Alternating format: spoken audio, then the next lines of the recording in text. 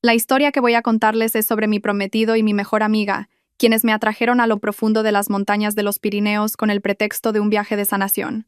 Me abandonaron allí, marchándose en su coche con sonrisas de satisfacción. Pero 30 minutos después, se encontrarían con una escena que los dejaría horrorizados. Una camioneta pickup subía con dificultad por la empinada cuesta de un remoto camino de tierra. A ambos lados se extendían acantilados vertiginosos y un bosque de aspecto sombrío. Dentro del coche, solo el tecleo de mi ordenador portátil rompía el silencio de forma seca y monótona, flotando entre el rugido del motor. Estaba intentando terminar un importante plan de trabajo. Trabajar incluso durante los viajes era una vieja costumbre mía. ¿Puedes parar de teclear de una vez? El ruido de las teclas no me deja concentrarme. La voz irritada de mi prometido, Javier, rompió de repente la falsa calma. Me detuve un momento, con los dedos suspendidos sobre el teclado. Era la tercera vez que me buscaba las cosquillas esa mañana. La primera fue justo al salir del pueblo, cuando se quejó porque tardé un poco en pasarle una botella de agua. La segunda, al tomar una curva, cuando se me cayeron accidentalmente sus gafas de sol al suelo, y me gritó. Las razones eran insignificantes, pero la irritación en su voz no lo era en absoluto. Sabía que estaba perdiendo la paciencia y buscando una excusa mayor para estallar. Antes de que pudiera responder, mi mejor amiga, Laura, que estaba en el asiento trasero, se inclinó hacia adelante. Apoyó las manos en el respaldo de mi asiento y dijo con una voz empalagosamente dulce: «Sofía, es que me estoy mareando mucho aquí atrás. El camino tiene demasiados baches y lo estoy pasando fatal. ¿No te importaría que cambiáramos de sitio? Creo que en el asiento del copiloto estaría mejor. Además, así puedo disfrutar del paisaje». Miré a Laura por el espejo retrovisor. Su rostro parecía pálido, pero en sus ojos brillaba esa luz calculadora que conocía tan bien, torpemente oculta tras una máscara de compasión. Sabía perfectamente que ella no se mareaba. En la universidad habíamos recorrido juntas España de punta a punta. Podía aguantar cientos de kilómetros sin inmutarse. Esto era solo una excusa, parte del teatro que ambos estaban montando. Fingiendo cansancio, suspiré en voz baja y, tratando de ocultar mis emociones, respondí con voz suave: «Claro, de acuerdo. Pero espera un momento. Solo guardo este archivo. Ya casi he terminado. Es algo muy importante». En ese instante, Javier pisó el freno bruscamente y el coche se detuvo de golpe a un lado del camino. Los neumáticos chirriaron sobre la tierra. La carrocería se sacudió, y el portátil que tenía en el regazo casi se cayó. Se giró hacia mí. Tenía los ojos inyectados en sangre y una vena le palpitaba en la frente. Su rostro, normalmente atractivo, estaba desfigurado por una expresión feroz. ¿Solo para cambiar de sitio tienes que ser tan egoísta? ¿No ves que Laura lo está pasando mal? El trabajo puede esperar. ¿Es que te importa más tu trabajo que tu amiga, que yo? Apreté el frío portátil sin decir nada. Un escalofrío me recorrió la espalda. Las dos personas frente a mí. Uno, el prometido al que iba a dedicar mi vida. La otra, mi mejor amiga, a la que consideraba una hermana. Me estaban acorralando con excusas absurdas, pero no podía resistirme, al menos no por ahora. En mi interior, el dolor y el odio se arremolinaban, pero los reprimí y los enterré profundamente. Mi rostro permanecía sereno, y quizás esa calma lo enfurecía aún más. Había venido a este desolado bosque en este viaje de sanación con un propósito. Tenía que llegar hasta el final para descubrir la verdad y obtener justicia. Este puerto de montaña, este bosque, todo me resultaba dolorosamente familiar. Hace 2 años, exactamente aquí, durante un viaje similar, mi hermana Isabel, a la que quería y admiraba más que a nadie, perdió la vida en un trágico accidente. El informe policial decía que había resbalado durante una ruta de senderismo y había caído por un acantilado. Y las 2 personas que estaban con ella ese día, los 2 que sobrevivieron milagrosamente y testificaron con dolor sobre el accidente, no eran otros que Javier y Laura. Nunca creí que fuera un simple accidente. Y hoy, había vuelto aquí para hacerles confesar su crimen. La noche cayó rápidamente en la alta montaña, y un frío cortante comenzó a calar. Nos detuvimos en una ruinosa casa rural que se alzaba solitaria al borde del bosque. Era el único alojamiento antes de adentrarse en el corazón del bosque. Un lugar conocido como la zona muerta, sin cobertura de móvil y apenas transitado. Nada más bajar del coche, el olor a humedad y a madera podrida, típico de un lugar mal cuidado, me golpeó. El sitio parecía aún más desolado de lo que recordaba. La pintura de las paredes estaba desconchada, y la tenue luz amarilla que se filtraba desde dentro parecía solitaria y precaria en la profunda oscuridad. Javier fue el primero en entrar a la recepción, y su vozarrón rompió el silencio. 3 habitaciones individuales, por favor. Lo dijo con claridad, como si quisiera dejar constancia de algo. Laura y yo estábamos detrás de él. Vi claramente la sorpresa cruzar el rostro de Laura, pero enseguida se transformó en una sonrisa tímida. Conocía perfectamente su juego. Coger 3 habitaciones era una forma de mostrar respeto hacia mí, su prometida oficial, y al mismo tiempo asegurarse un espacio privado para pasar tiempo a solas con Laura. Debieron pensar que su plan era perfecto, cuando la anciana dueña, de pelo canoso, se frotó los ojos soñolientos y nos entregó lentamente 3 llaves viejas y oxidadas. Supe que había llegado mi oportunidad. Cogí la llave de mi habitación, me giré hacia Laura y le sonreí abiertamente. Era una sonrisa que había ensayado innumerables veces frente al espejo. Sabía que Laura tenía un secreto, un problema que siempre intentaba ocultar. Sufría de un fuerte olor corporal y era el mayor complejo de su vida. A su lado siempre había un frasco de perfume fuerte, como un caparazón para ocultar ese hecho. Me acerqué deliberadamente a su oído y susurré, con un volumen suficiente para que Javier, de pie a nuestro lado, pudiera oír cada palabra. ¡Qué agotamiento! Todo el día en la carretera. Menos mal que tenemos habitaciones separadas. Date una buena ducha para oler bien y estar fresca. El tiempo aquí es fresco y romántico. Seguro que a Javier le encantará esta noche. Sentí cómo se tensaban los hombros de Laura, y la sonrisa en sus labios se volvió forzada. Sabía que había dado justo en el clavo. Las noches en esta zona de montaña eran muy frías, y las temperaturas podían desplomarse. Si una persona agotada por un largo viaje se duchaba con agua fría o tibia, podría resfriarse o, en el peor de los casos, sufrir un shock. Pero conociendo el orgullo y la vanidad de Laura, sabía que el miedo a que Javier descubriera su secreto, su olor corporal, era mucho mayor que cualquier preocupación por su salud. Estaba segura de que haría cualquier cosa por mantener una imagen perfecta y atractiva ante su amante. No dije nada más, cogí mi llave y me dirigí directamente a mi habitación. Caminé con pasos ligeros y tranquilos, dejando atrás a una Laura desconcertada y a un Javier con una extraña mirada de satisfacción y sospecha. Esa noche, en la fría habitación rodeada de paredes sucias, no pegué ojo. Me quedé junto a la ventana, observando el bosque que se extendía como un monstruo dormido. No tenía miedo. Mi mente estaba extrañamente en calma. Recordé los días puros de la universidad, cuando Laura y yo éramos amigas inseparables. Cuánto había confiado en ella. Pero el corazón humano es verdaderamente insondable. Cuando la amistad y el amor se pusieron en la balanza contra la codicia y los celos, se rompieron con una facilidad desoladora. A la mañana siguiente, me desperté cuando los primeros rayos de sol apenas se colaban por las rendijas de la vieja ventana. El aire de la montaña era increíblemente puro, impregnado del aroma de las hojas cubiertas de rocío y de la tierra húmeda. Di un paseo por los alrededores de la casa rural, respirando profundamente el aire fresco, y sentí cómo mi cuerpo se revitalizaba. Anoche, por primera vez desde que comencé este plan, había dormido profunda y plácidamente. Aunque fuera temporal, esa paz mental era suficiente para darme fuerzas para lo que estaba por venir. Cuando se acercaba la hora del desayuno, volví al modesto comedor. Javier y Laura bajaron las escaleras tambaleándose, ambos con un aspecto terrible.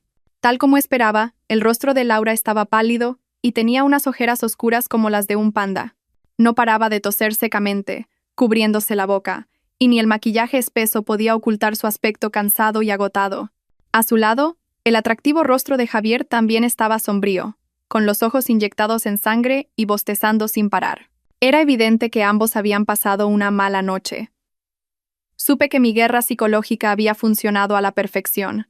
Me acerqué con energía y dije con voz llena de preocupación y sorpresa: «Madre mía, ¿por qué tenéis tan mala cara?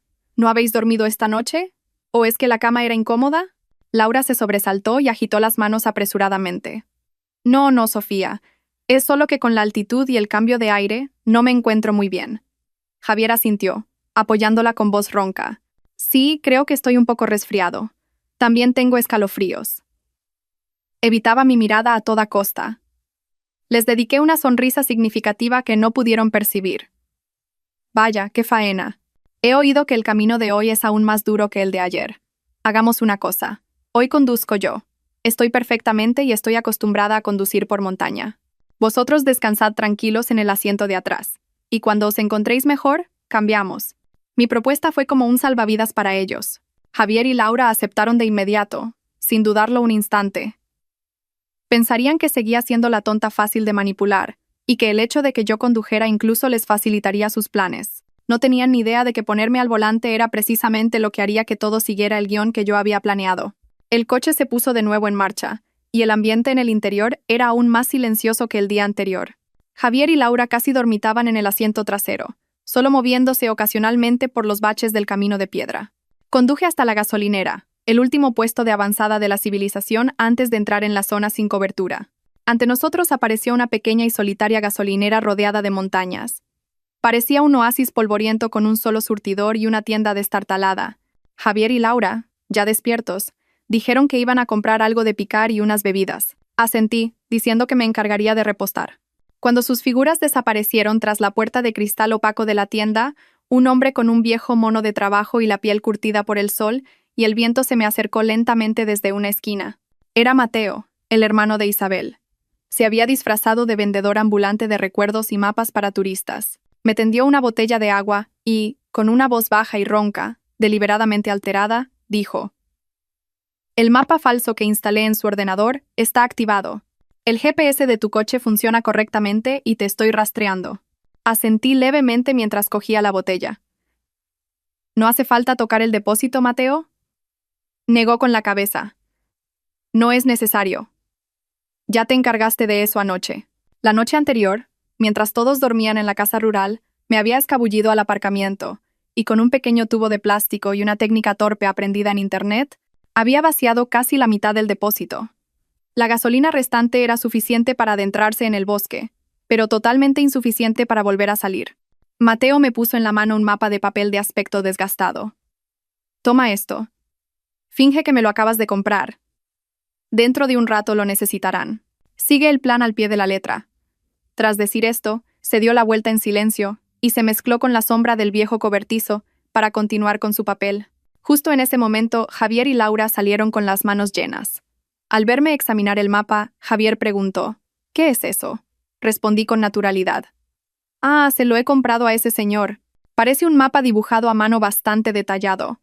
He pensado que podría ser útil». Javier y Laura se miraron y sonrieron de forma indescifrable. Dejamos atrás el último bastión de la civilización y abandonamos la gasolinera. El camino por delante se volvió cada vez más desolado. El asfalto desapareció, dando paso a un camino de tierra roja y lleno de baches. Los árboles a ambos lados crecían frondosos, formando un arco verde que ocultaba la luz del sol. El aire dentro del coche se volvió húmedo y frío, con un olor a humedad de hojas podridas y tierra mojada. Eché un vistazo a la pantalla del móvil en el soporte. Las barras de cobertura fueron disminuyendo una a una hasta desaparecer por completo. Solo quedaba un frío sin servicio. Hemos entrado oficialmente en la zona muerta. Suspiré a propósito fingiendo preocupación. Se ha ido la cobertura. Da un poco de miedo adentrarse tanto. Laura, en el asiento trasero, escuchó mis palabras y frunció los labios. «Qué miedo, Sofía. Cuanto más salvaje, más bonito es el paisaje. Además está Javier, ¿de qué te preocupas?». Justo entonces Javier, que había estado descansando con los ojos cerrados, se incorporó de repente. Señaló la pantalla del GPS del coche y dijo con tono autoritario: «Apaga el navegador del coche. En estos sitios, el GPS suele llevarte por caminos equivocados. Seguro que estas carreteras secundarias ni están actualizadas. Sigue este mapa». Dicho esto, sacó de su mochila un mapa de papel pulcramente doblado, lo desplegó y lo extendió sobre el salpicadero. Era un mapa detallado impreso a color, que parecía preparado con esmero. Sobre él, un camino que parecía un atajo a través del bosque estaba marcado con un rotulador rojo. Sabía que ese era el mapa que Mateo había manipulado, infiltrándose en el ordenador de Laura, con las coordenadas del desvío mortal. Pero a sus ojos, esto debía de parecer una obra maestra, el camino hacia mi inmensa fortuna. Detuve ligeramente el coche y dije con voz vacilante: «Pero, Javier, apagar el GPS me da un poco de miedo. ¿Y si nos perdemos? Al menos con el GPS sabemos dónde estamos. ¿No sería más seguro seguir la carretera principal, aunque tardemos un poco más?». Mi vacilación pareció enfurecer a Javier. Golpeó suavemente el salpicadero y espetó: «Ya empiezas otra vez. Te he dicho que Laura y yo lo hemos investigado todo. Esta ruta la comparten montañeros expertos, es totalmente segura. Con tanto miedo no se puede viajar. Mejor te hubieras quedado en casa». Laura se apresuró a intervenir. Su voz era dulce, pero con un toque de manipulación. «Es verdad, Sofía. Dicen que este camino lleva a un lago en lo alto de la montaña, un paisaje paradisíaco. Dicen que el agua es cristalina y que todo alrededor está lleno de flores silvestres. La gente lo llama el lago Esmeralda. Sería una pena que nos lo perdiéramos. Venga, Sofía, no hay nada que temer. Uno con mano dura, el otro con suavidad, me presionaban para que tomara el camino que ellos habían elegido. Vi el rostro ilusionado de Laura y la expresión impaciente de Javier. Se me heló el corazón. Por un lago inexistente, por una codicia sin fin, estaban dispuestos a llevar a su mejor amiga y futura esposa a la muerte. Permanecí en silencio un buen rato, fingiendo una profunda deliberación. Finalmente suspiré y dije a regañadientes: «Está bien, haré lo que digáis, pero si algo parece raro, tenemos que dar la vuelta inmediatamente». «Claro, claro, qué miedica», sonrió Javier triunfante. No dije nada más y apagué la pantalla del navegador del coche. La pantalla se volvió negra, como su futuro. Puse el coche en marcha lentamente y me desvié hacia el estrecho sendero de montaña marcado en rojo en el mapa. La camioneta desapareció gradualmente en el denso bosque, como si fuera engullida por las gigantescas hojas. El coche avanzaba muy lentamente por el accidentado camino de montaña. Las ramas de los enormes árboles centenarios se entrelazaban por encima, creando una cúpula natural que sumía el camino en una sombra húmeda. De vez en cuando, un débil rayo de sol se colaba entre las hojas, salpicando manchas de luz brillante sobre el suelo mojado. El espacio era tan silencioso que podía oír el crujido de las hojas secas bajo las ruedas y la respiración acompasada de Javier y Laura detrás de mí. Este pesado silencio, sin embargo, me vació la mente, y los recuerdos que me esforzaba por enterrar volvieron a surgir. Hace 2 años, en un camino de montaña como este, yo iba en el asiento trasero, y quien conducía era mi hermana Isabel. Mientras conducía, tarareaba una vieja canción pop. Su voz clara y alegre resonaba en el espacio, disipando la atmósfera sombría del bosque. Creo que hasta el sol brillaba más en aquel entonces. Iluminaba el largo y brillante pelo de Isabel, haciendo que su sonrisa fuera aún más radiante. En aquella época, cualquier lugar con mi hermana era el más seguro y cálido para mí. Conocí a Isabel en el momento más oscuro de mi vida. Fue cuando mis padres murieron repentinamente en un terrible accidente de coche, y con apenas 20 años me quedé con una pena insoportable y una enorme fortuna. Estaba completamente destrozada. Me sentía sola en el mundo. Parientes que nunca había visto aparecieron de repente, rodeándome con palabras dulces, pero sus ojos solo estaban llenos de codicia y cálculo. Intentaron quitarme todo lo que me pertenecía. Fue entonces cuando apareció Isabel. Era una joven abogada recién licenciada, recomendada por un amigo de mi padre. A pesar de su complexión delgada, sus ojos claros y su voz firme transmitían una extraña fuerza y determinación. No solo me ayudó a resolver los complicados asuntos legales y a proteger mi patrimonio de la gente codiciosa, sino que se convirtió en mi única familia. Me sacó de la oscura habitación en la que me había encerrado durante semanas. Todavía recuerdo vívidamente la primera comida que me preparó en la mansión vacía. No me dio palabras de consuelo vacías. Simplemente se sentó a mi lado en silencio, sirviéndome comida y contándome historias divertidas de su época universitaria. Fue esa calidez ordinaria la que curó las heridas de mi corazón. Me enseñó a cuidarme, a gestionar mi patrimonio y, lo más importante, a ser fuerte ante la vida. No solo protegió mis bienes, sino que me ayudó a protegerme a mí misma. Poco a poco, dejé de verla como una abogada y empecé a considerarla mi hermana mayor. La mansión, antes vacía, se volvió acogedora con su presencia. Soñábamos juntas con el futuro. Un futuro en el que 2 hermanas formarían una pequeña, feliz y tranquila familia. Un fuerte bache del coche me sacó de mis recuerdos. Miré por el retrovisor y vi que Javier y Laura seguían profundamente dormidos. Un odio incontenible hirvió en mi interior. Fueron estas 2 personas las que me arrebataron a mi única hermana, las que destrozaron nuestro sueño de paz. Ellos me empujaron a este camino de venganza, aun sabiendo que era un camino sin retorno. Mis manos apretaban el volante con fuerza, y los nudillos se me pusieron blancos. El dolor de la pérdida y la ira se habían fusionado en una llama fría. Una fuerza oscura me impulsaba. A cualquier precio, tenía que llegar hasta el final de este camino. ¿Falta mucho, Sofía? Este camino se está haciendo muy pesado. Desde el asiento trasero, Javier se quejó con voz somnolienta mientras se removía. No respondí. Solo le eché una mirada por el espejo retrovisor. Su voz, sus gestos, todo me recordaba aquel fatídico día, el día en que recibí la llamada de Mateo. En ese momento, estaba en la oficina, inmersa en un nuevo proyecto. Sonó el teléfono y en la pantalla apareció el nombre Mateo. Contesté alegremente, con la intención de preguntarle si vendría a cenar a casa esa noche, pero la voz al otro lado del teléfono estaba temblorosa y llena de pánico. Sofía. Isabel. A Isabel le ha pasado algo terrible. Mis oídos se taponaron y el mundo a mi alrededor pareció detenerse. No oía nada más que el latido de mi propio corazón que retumbaba en mi pecho. Mateo, estás de broma, ¿verdad? Isabel me mandó un mensaje esta mañana. Pregunté tartamudeando, esperando que fuera solo una broma horrible. Pero el llanto desconsolado de Mateo al otro lado del teléfono destrozó toda esperanza. Corrí como una loca al hospital comarcal, pero ya era demasiado tarde. Solo pude ver a mi hermana a través del frío cristal de la morgue. El informe oficial de la policía fue leído de forma seca e impersonal. La víctima falleció al resbalar y caer por un profundo acantilado durante una ruta de senderismo. La visibilidad era escasa debido al terreno escarpado y la densa niebla. Fue un lamentable accidente. Esas palabras sin alma se clavaron en mi corazón como miles de agujas. No podía creerlo. Isabel era una persona extremadamente cuidadosa. Tenía mucha más experiencia en montañismo que Javier o Laura. Era imposible que hubiera resbalado y muerto de una forma tan absurda. Y entonces vi a Javier y a Laura. Estaban sentados en un rincón del pasillo del hospital, abrazándose y llorando desconsoladamente. Parecían realmente afligidos, realmente destrozados. Pero, extrañamente, a través de mis ojos empañados por las lágrimas, noté algo raro. Su ropa estaba manchada de barro, pero no tenía ni un solo rasguño ni rotura. En sus cuerpos solo había unos pocos arañazos pequeños, superficiales y limpios, que parecían hechos a propósito más que heridas causadas por una caída en estado de pánico. Era imposible que alguien que acababa de sufrir un shock terrible y de presenciar la caída de un amigo por un acantilado mantuviera un aspecto tan pulcro. Más tarde, cuando nos explicaron a Mateo y a mí lo sucedido, sus declaraciones empezaron a contradecirse. Javier dijo que en ese momento había una niebla muy densa, que solo oyó el grito de Isabel y que después todo quedó en silencio. Pero Laura dijo que había visto claramente cómo Isabel resbalaba al intentar coger una flor silvestre que crecía peligrosamente al borde del acantilado.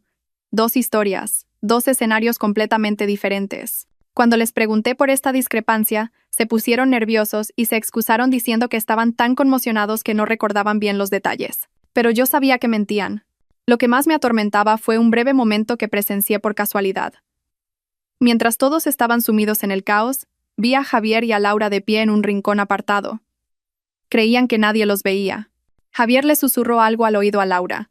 No pude oírlo, pero lo vi claramente. Después de escucharle, Laura asintió levemente y se miraron. En esa mirada no había dolor ni miedo, sino más bien un entendimiento tácito y una especie de tranquilidad mutua. El momento duró solo unos segundos, pero se grabó a fuego en mi mente. Después del funeral de Isabel, mi mundo pareció derrumbarse de nuevo. La espaciosa mansión se sentía fría y vacía hasta los huesos. Cada rincón de la casa, cada objeto, me recordaba a ella, a su sonrisa, a su voz clara. Algunas noches me sentaba sola en la oscuridad, abrazando una chaqueta que había dejado, tratando de encontrar su calor familiar, pero solo encontraba un vacío que me adormecía. El dolor de la pérdida era inmenso. Era como un monstruo invisible que devoraba mi alma poco a poco. Mateo no estaba mejor. Había perdido varios kilos, y sus ojos estaban siempre hundidos y enrojecidos. Los dos hermanos nos apoyamos mutuamente para superar los días más oscuros. Sabíamos que no podíamos castigar a Javier y a Laura por la vía legal.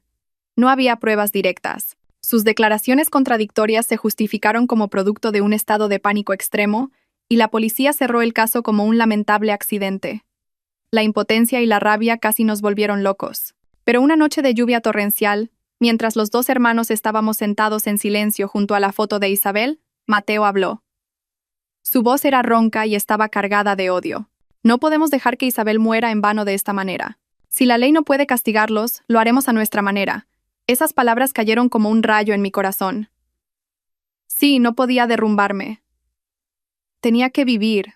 Tenía que ser fuerte. No solo por mí, sino también por Isabel. Mi debilidad actual era precisamente lo que esos asesinos más deseaban. El dolor dentro de mí se fue cristalizando lentamente, transformándose en una voluntad de acero y una fría determinación. El plan de venganza comenzó a gestarse esa misma noche de lluvia. Analizamos de nuevo cada detalle, cada palabra de Javier y Laura. ¿Cuál era su motivo? Claramente, el dinero. Antes de aquel fatídico viaje, Isabel había estado investigando en secreto un desfalco de una gran suma de dinero que Laura había cometido en su empresa. Probablemente, Isabel había conseguido pruebas y planeaba hablar con Laura cara a cara durante el viaje. Y para silenciarla, actuaron. Si la codicia era la raíz del crimen, entonces usaría esa misma codicia como cebo. Yo poseía una fortuna inmensa que ellos ni en sus sueños más locos podrían imaginar. Esa era mi arma más poderosa. El plan fue meticulosamente trazado. El primer paso era acercarme a ellos. Dejé mi antigua empresa y solicité un puesto en la misma compañía donde Laura era jefa de ventas. Con mi excelente historial y experiencia, no fue difícil entrar. La primera vez que me vio, Laura se mostró muy sorprendida y un poco reticente.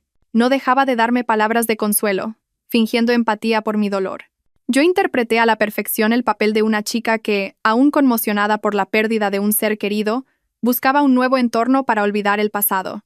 Poco a poco, me acerqué activamente a Laura, recordándole viejos tiempos de la universidad. Con una falsa sinceridad, no tardé en recuperar su confianza.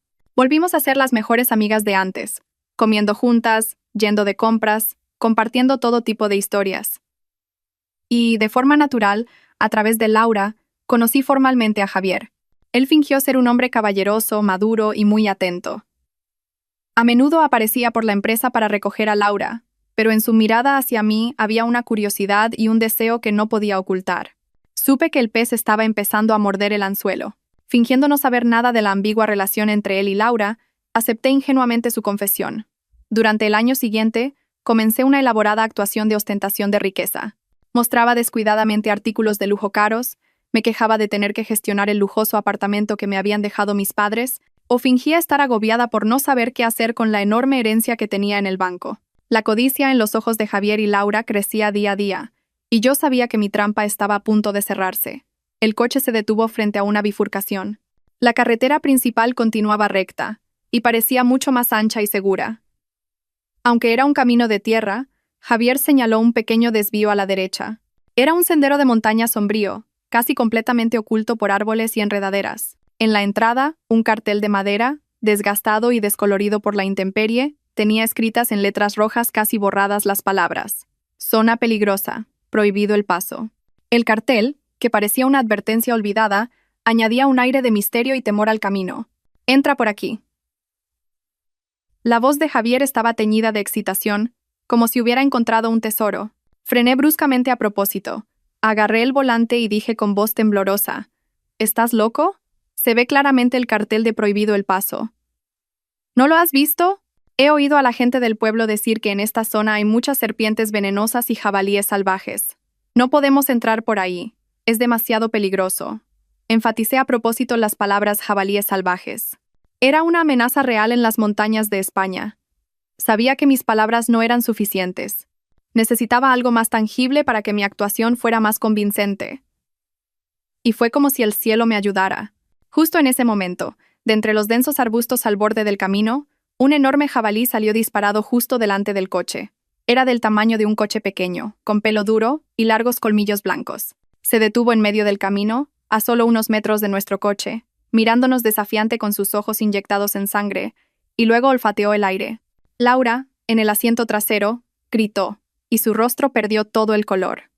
Javier también se sobresaltó, cambiando de color, e instintivamente me puso la mano en el hombro, como buscando consuelo. Esta aparición inesperada supuso un pequeño contratiempo en su plan. Aproveché la oportunidad y dije con voz aún más aterrorizada: «¿Lo ves? Te lo dije. ¿Quién sabe qué pasaría si choca contra nuestro coche? Es demasiado peligroso. Volvamos. Javier, por favor, vayamos por la carretera principal, por seguridad». El jabalí se quedó un momento, y luego, molesto por el ruido del motor, gruñó, giró la cabeza y desapareció en el bosque. Un silencio tenso se instaló en el coche. La aparición del jabalí hizo dudar momentáneamente a Javier y Laura, pero su codicia era tan grande que pronto superó el miedo incipiente. Javier carraspeó, tratando de recuperar la compostura y mostrar autoridad. Solo era un jabalí. Se asustó al ver nuestro coche y huyó. «No seas tan exagerada. Con un hombre aquí, ¿de qué tienes miedo?». Aunque dijo eso, pude ver que su mano todavía temblaba ligeramente. Su temeridad no provenía del valor, sino de la ignorancia y la codicia. Ignoraba los peligros de la naturaleza e ignoraba la vida humana. Creía que podía controlarlo todo, pero no sabía que esa misma confianza ciega lo llevaría a la muerte. Continué fingiendo miedo, cubriéndome la cara con las manos y temblando. No, no voy a ir. Volvamos, Javier. Tengo mucho miedo. ¿Y si ese jabalí vuelve con su manada? Al ver que me negaba a continuar, la impaciencia se hizo evidente en el rostro de Javier. Golpeó suavemente el salpicadero y espetó. Ya empiezas otra vez. Te he dicho que está bien. Con tanto miedo no se puede viajar. Mejor te hubieras quedado en casa. Su voz ya no tenía adornos. La naturaleza de un hombre violento y patriarcal se reveló. Pensó que podía someterme por la fuerza, pero se equivocaba. Justo entonces, Laura, que había estado en silencio y aterrorizada, comenzó su propia actuación. Se inclinó hacia adelante, me rodeó los hombros y me dio unas palmaditas cariñosas. Su voz, en total contraste con la brusquedad de Javier, era dulce y persuasiva. Tranquila, Sofía. No tengas miedo. Está Javier, él nos protegerá. El jabalí se asustó porque el coche es grande, no volverá. Hizo una pausa y me miró con una expresión lastimera. ¿Sabes, Sofía? Dicen que este camino lleva a un lago en lo alto de la montaña. Un paisaje paradisíaco. La gente de aquí lo llama el lago Esmeralda. Dicen que el agua del lago es tan clara que se ve el fondo, y que tiene un color jade todo el año.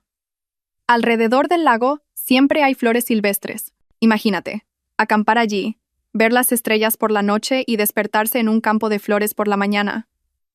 ¿No sería romántico? Las palabras de Laura eran como una música dulce que pintaba un cuadro celestial y seductor.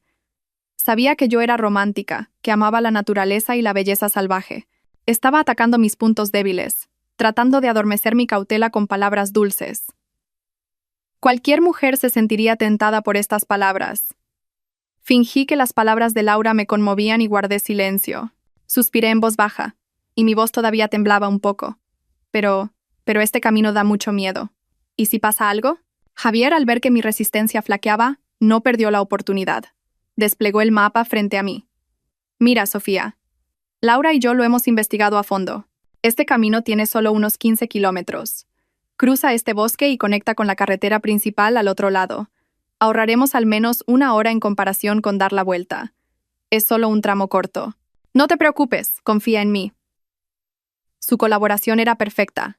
Uno me seducía con palabras dulces, el otro me tranquilizaba con lógica y seguridad. Estaban creando una presión invisible, haciéndome sentir que si me negaba, sería una persona egoísta y miedosa que arruinaba el ambiente.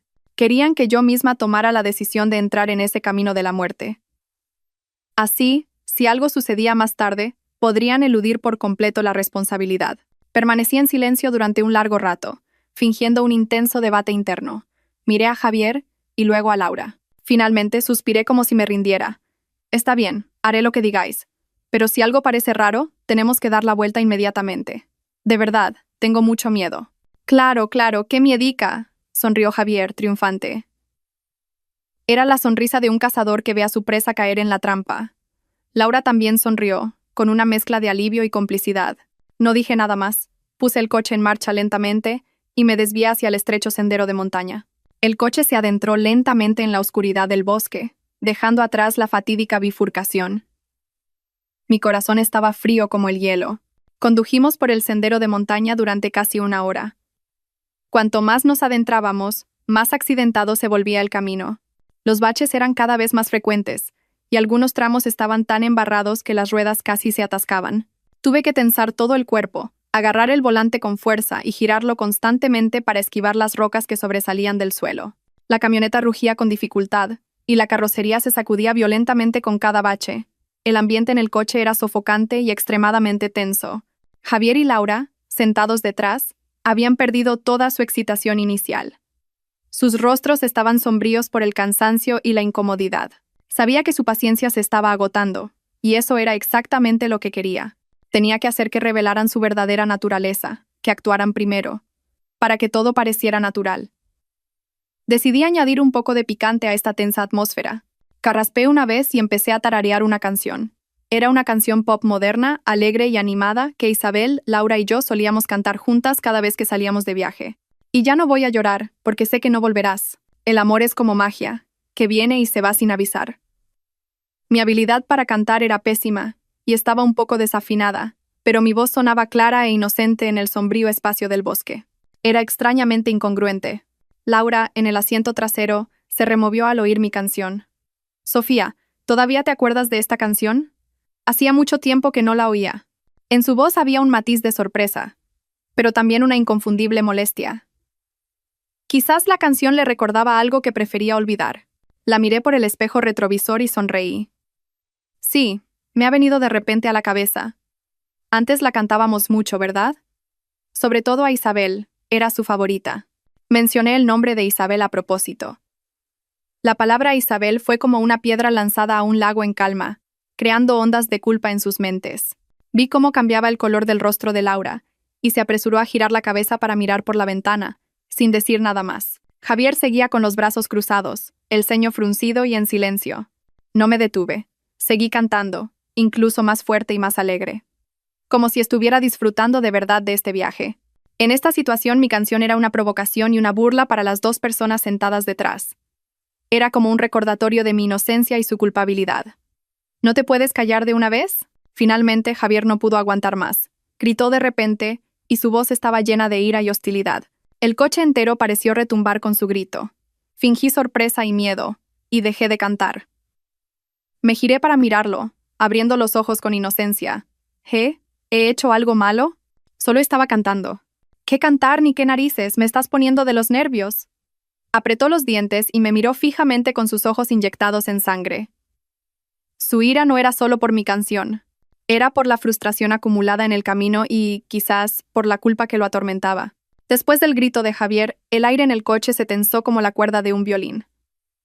Me miraba fijamente con sus ojos inyectados en sangre, y su respiración era como la de una bestia enfurecida. Laura, en el asiento trasero, se cayó y se encogió, tratando de pasar desapercibida. Pero yo sabía que estaba esperando una excusa para unirse a Javier. Necesitaban una razón justificada para ponerme las manos encima. Respiré hondo, tratando de que mi voz no temblara, pero añadiendo un toque de agravio y provocación. ¿Qué te pone de los nervios? A mí me parece bien. ¿No será que estás de mal humor y todo te molesta? Mis palabras fueron como prender fuego a un barril de pólvora a punto de estallar, pero no me detuve ahí. Lo miré directamente a los ojos, con una frialdad que nunca antes había visto en mí. Y dije lenta y claramente: «Pues muérete». Las palabras salieron de mi boca con ligereza, pero su peso era como el de una roca. Javier y Laura se quedaron helados. Me miraron como si fuera una completa desconocida. Durante los últimos años, a sus ojos, yo había sido la tonta dócil y obediente, el cordero manso que podían manejar a su antojo. Nunca imaginaron que ese cordero pudiera enseñar los colmillos. La sorpresa en el rostro de Javier se transformó rápidamente en una ira frenética. Soltó un rugido que apenas parecía humano. «Tú, ¿qué has dicho? ¡Que me muera!». Golpeó con fuerza el salpicadero, y el estruendo resonó. «Zorra loca, ¿te crees alguien por tener un poco de dinero? Ya he aguantado bastante de ti. Para el coche ahora mismo. Voy a conducir yo, y si no quieres seguir, te bajas». Apreté el volante con fuerza, sintiendo que mis 10 dedos se clavaban en el cuero. «Estoy conduciendo». «¿Estás loco? ¿Quieres que nos matemos los tres?», grité, creando deliberadamente una situación caótica, una discusión fuera de control. Javier ya no dijo nada más. Había perdido completamente la razón. Se inclinó hacia adelante, intentando arrebatarme el volante con una mano y alcanzar la llave de contacto con la otra para apagar el motor. El coche empezó a tambalearse peligrosamente en el resbaladizo camino de montaña. Me resistí con todas mis fuerzas, manteniendo el pie en el acelerador. El coche tenía que adentrarse más, hasta el lugar exacto que yo había determinado. «Javier, Sofía, parad, es peligroso», gritó Laura desde el asiento trasero. Pero en lugar de detener a Javier, me rodeó el cuello y los hombros con sus brazos desde atrás, sujetándome con fuerza. «Sofía, tranquilízate. Para el coche, por favor». Su voz sonaba aterrorizada, pero la fuerza de sus brazos era firme y decidida. No tenía ninguna intención de detener la pelea, sino de inmovilizarme para que Javier pudiera actuar más fácilmente. Su teatro había llegado al clímax. Estaban creando juntos una escena falsa, en la que una discusión fuera de control llevaba a una acción accidental. Querían que pareciera que yo había sido la causante de todo. Se me heló el corazón. Una traición tan descarada era casi para reírse. Durante el forcejeo, Javier me dio una fuerte bofetada. La cabeza me dio vueltas y sentí un ardor en la mejilla. Aprovechando mi momentáneo aturdimiento, cogió mi móvil del soporte. Todo el día pegada al móvil. Trabajo, trabajo, trabajo. «Voy a destrozártelo para que no puedas trabajar más», gritó, levantando el teléfono como si fuera a tirarlo por la ventana. Justo en ese momento, mientras cogía el móvil, pulsé rápida y discretamente el botón de encendido 3 veces seguidas con el pulgar derecho. Era un movimiento que había practicado cientos de veces, una función oculta que había preconfigurado, el botón que activaba el modo de grabación secreta. Javier no se dio cuenta de nada. Al ver que ya no me resistía, debió pensar que su bofetada había surtido efecto. No tiró el móvil, sino que lo lanzó con rabia a mi mochila, que estaba en el asiento del copiloto. El teléfono aterrizó en el bolsillo exterior de la mochila. El micrófono empezó a funcionar en silencio, grabando cada sonido, cada palabra, cada crimen que estaba por venir. Finalmente, Javier sacó la llave. Tiró bruscamente del freno de mano. Un chirrido agudo resonó, el coche se detuvo de golpe y la carrocería se inclinó hacia adelante. Mi cabeza se golpeó con fuerza contra el volante y sentí un dolor punzante. Todo quedó en silencio. Solo se oían las respiraciones agitadas de los tres y el sonido del motor apagándose lentamente. El coche se detuvo. En medio de un bosque desolado, a decenas de kilómetros de la civilización, rodeados únicamente por árboles densos y un silencio aterrador. Seguí con la cabeza apoyada en el volante, temblando, fingiendo un dolor extremo y un miedo atroz. La sangre caliente que brotaba de un corte en mi frente goteó sobre mi camisa blanca, extendiéndose como una flor de sangre injusta. Tenía que ganar tiempo. Necesitaba que el móvil de mi mochila grabara más. «Ves, te dije que pararas». «Por no hacer caso», dijo Javier primero. Su voz seguía siendo hostil, pero con un matiz de satisfacción. Había conseguido detener el coche, había recuperado el control. Se bajó del coche y caminó hacia el lado del conductor. El portazo que dio resonó. Abrió mi puerta y me desabrochó el cinturón de seguridad bruscamente. Su olor a sudor e ira me golpeó en la cara. «Bájate del coche ahora mismo. Egoísta y zorra de mierda. Ya he aguantado bastante de ti». Dicho esto, me agarró del brazo y me sacó del asiento del conductor. No opuse ninguna resistencia. Dejé mi cuerpo caer como una muñeca de trapo. No esperaba que no me resistiera. Así que usó demasiada fuerza y caí sin fuerzas al suelo, cubierto de hojas mojadas y podridas. Mi ropa se ensució de barro, dándome un aspecto miserable. Laura también se bajó por la puerta trasera. Me miró desde arriba con una expresión compleja. Una mezcla de satisfacción, falsa compasión y miedo. «Sofía, ¿estás bien?» Es que Javier estaba muy enfadado. «No le culpes». Sus palabras eran descaradas e hipócritas. Los miré desde el suelo, con los ojos llenos de lágrimas, y dije con voz entrecortada: «Vosotros, ¿qué vais a hacer? No me dejéis aquí sola, por favor». Javier se burló, una sonrisa más aterradora que su expresión de ira. Volvió al coche, cogió mi mochila del asiento del copiloto y la tiró al suelo a mi lado. «Tus cosas. Ya te las arreglarás para salir andando. Esto es una lección por tu cabezonería». Se dio la vuelta, dispuesto a subir al coche. Supe que esta era mi última oportunidad. Me arrastré, tratando de agarrarle el pantalón. Las lágrimas brotaron. «Javier, no lo hagas. Ha sido culpa mía. Lo siento, déjame subir al coche. Tengo mucho miedo. Aquí hay bestias salvajes, serpientes venenosas. Podría morir». Mi súplica desesperada pareció hacerle dudar por un momento. Se detuvo y se giró para mirarme, pero su mirada se volvió fría como el acero. Quizás pensó en mi inmensa fortuna, en el futuro de riqueza sin mí. La codicia venció el último resquicio de conciencia que le quedaba. Me apartó la pierna de una patada fría y volví a caer. ¿Y a mí qué? Haberlo pensado antes de faltarme al respeto, dijo con una voz gélida, y se dirigió al asiento del conductor sin mirar atrás. Javier se sentó al volante y cerró la puerta de un portazo. El seco clic de los seguros de todas las puertas al cerrarse resonó. Fue como el martillazo que cerraba la puerta de mi última esperanza. Laura se sentó rápidamente en el asiento del copiloto. No se atrevía a mirarme directamente. Mantenía la cabeza gacha y las manos juntas. Quizás también sentía miedo por la crueldad de Javier o quizás trataba de ocultar su alegría. Me levanté con dificultad y golpeé con fuerza la ventanilla del coche. «Javier, Laura, abridme. No me dejéis aquí, por favor, haré lo que queráis. Abrid la puerta».